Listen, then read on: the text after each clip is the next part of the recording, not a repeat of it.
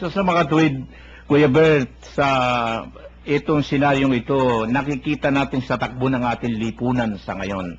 Sa mga tao na gumagalaw sa ating lipunan, sa may makapangyarihan, yung inggit at yung gusto nila, masentro sa kanila yung atensyon naririto ngayon sa aral na ito. Totoo yan, Kuya. Ngayon naman, lumilitaw din naman.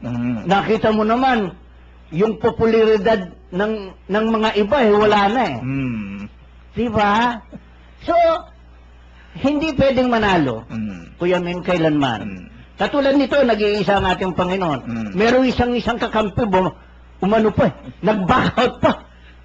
So, kung titingnan mo, kahit na nag-iisa ka, pero pag pinagdidepende mo ang katotohanan, hindi ka pababayaan ng Diyos. Amen.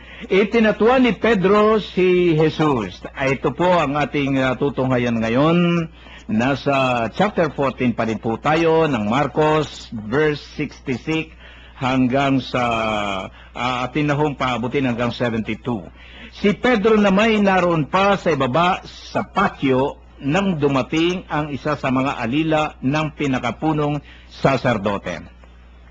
Nakita ng babaeng ito si Pedro na nagpapainit sa apoy at kanyang pinagmasdang mabuti.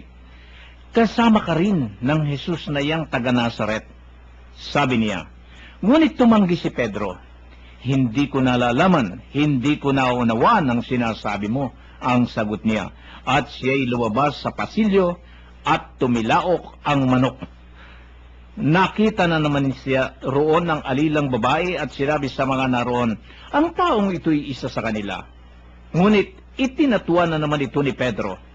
Makalipas ang ilang sandali, sinabi naman kay Pedro ng mga nakatayo roon, talagang isa ka sa kanila, taga Galilea ka rin. Sumpain man ako ng langit, talagang hindi ko nakikilala ang taong iyan. Sagot ni Pedro.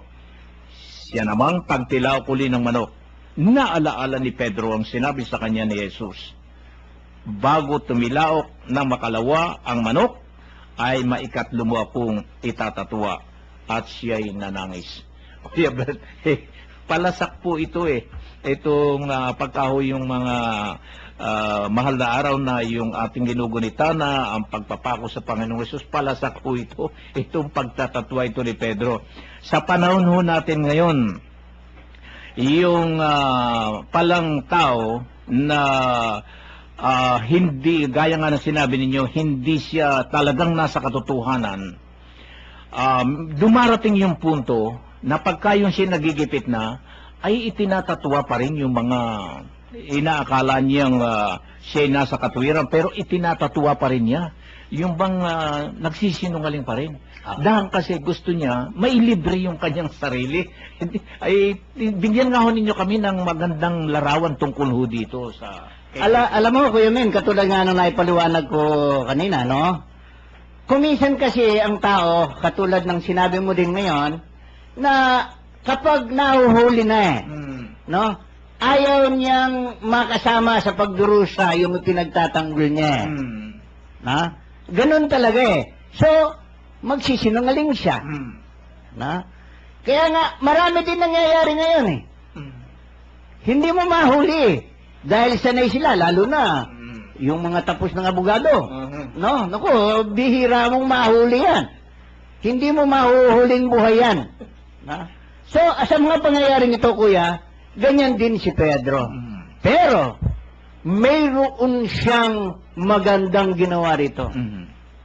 Pagkatapos na naalala niya ang sinabi ng Panginoon, na pagtilaok ng manok ng ikalawa ay makatlo siyang beses na itatatuan. Kuya, ito ang sagisag ni Pedro. Manok. Kaya nga kuminsan sinasabi nila eh, marami ngayong usong-usong ngayon, Kuya, yung sabong. Marami ngayong nahuhumaling dyan. Kaya nga kuminsan eh, pag napagtatalo eh, abay, humihingi sila ng gabay ni Pedro eh. Dahil siya'y simbolo daw ng mga sabongero. Pero hindi totoo yun eh. Mm. Ang naging sagisag niya, hindi sabongero si Pedro eh. Mhm. Dahil nung panahon na yun, wala pang sabong. Ngayon nang halang na uso. Na? Kaya nga sa pangyayaring ito, kuya, si Pedro ay nakapag-isip siya. Mm. Nanangis siya. Nagsisi siya. Kumbaga sa sinasabi nga nila, kuya eh, yun daw agos, no? Ayon sa mga dalabhasa sa kasulatan, yung agos ng luha ni Pedro sa kanyang mga mata, Mm. no? Ay parang nagkaroon ng daan Mm. sa dalawang mata niya. Mm. Bakit? Dahil sa dami ng luha at napakahirap yung kanyang dinanas sa kanyang pagsisisi. Mm.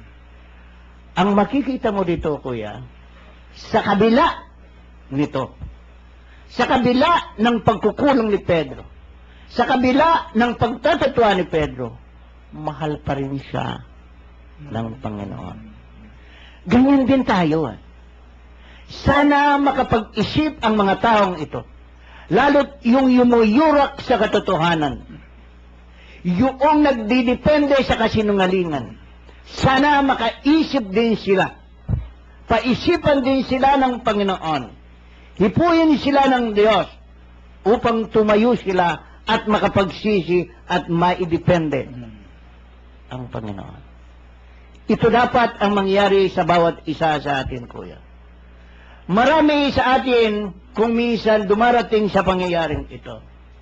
Nung nagkakaroon tayo ng pagkakasala sa Diyos, pero wag nating kalilimutan na pagsisihan natin bago tayo matulog sa gabi yung ating mga nagawang pagkukulang at pagkakasala sa Diyos. Tinitiyak po namin sa inyo, mga ginigiliw naming tagapaginig, patatawarin tayo ng Diyos kung katulad ni Pedro na siya ay nagsisisi. Pero kung ang pagsisisi natin ay hindi daw sa ating puso, dinadaya natin ating sarili at hindi kailanman natin madadaya ang Panginoon. Kuya Bert, si Pedro isa pa rin sa nakikita kong magandang katangian niya rito Sa 12 alagad o 11 alagad, nung ito'y hulihin at iharap sa Sanhedrin, sumubaybay siya. Sinubaybayan niya ang ating Panginoon. Hindi niya inisip yung mangyayari sa kanya, na parang minomonitor niya kung ano ba ang ginagawa sa kanyang Panginoon. Sa panahon ngayon na ang mga tao ay merong ding Pedrong ganito at merong mga naninilbihan sila, nakikita rin ba natin itong mga ugali ni Pedrong ito na hanggang sa huling sandali kasama rin sila? Marami, kuya. Halimbawa, no? Katulad ng nagdepende. Nang nagdepende ng NBNB. No? Oo, ngayon medyo nawawala Pero mahal siya ng tao. Mahal siya ng tao. Kasi naisip ngayong kung hindi siya magsasalita ng katotohanan makaka-apekto sa kanyang buhay. Kaya nga ngayon kahit na maraming lumalaban pinagdidepende siya ng tao. Mabango siya. Ganon din ang Diyos. Hindi tayo pababayaan ng Diyos. Lalo't kung ipinagdidepende natin ang katotohanan. Kung ang lahat ng tao ay hindi natin kasama, pero huwag natin kalilimutan, mayroong Diyos na lagi nating kasama. Amen. So yan ho, tinatuwa ni Pedro si Jesus at atin ho dakuan ngayon ang chapter 15. Nasa chapter 15 na ho tayo ng Marcos. Paganda na ho ng paganda hanggang sa matapos po natin itong kabanatang ito. Ito hong sinulat ni Marcos tungkol ho sa ating ebanghelyo sa Bagong Tipan. Si Jesus sa harap ni Pilato. Ito ho, dinala na ho sa harap ni Pilato, mga giliw namin taga-pakinig, ang Panginoong Jesus. Kinaumagahan, nagpulong agad ang mga punong saserdote ang matatanda ng bayan, ang mga iskriba at ang iba pang bumubuo ng Sanhedrin. Ipinagapos nila si Jesus at dinala kay Pilato.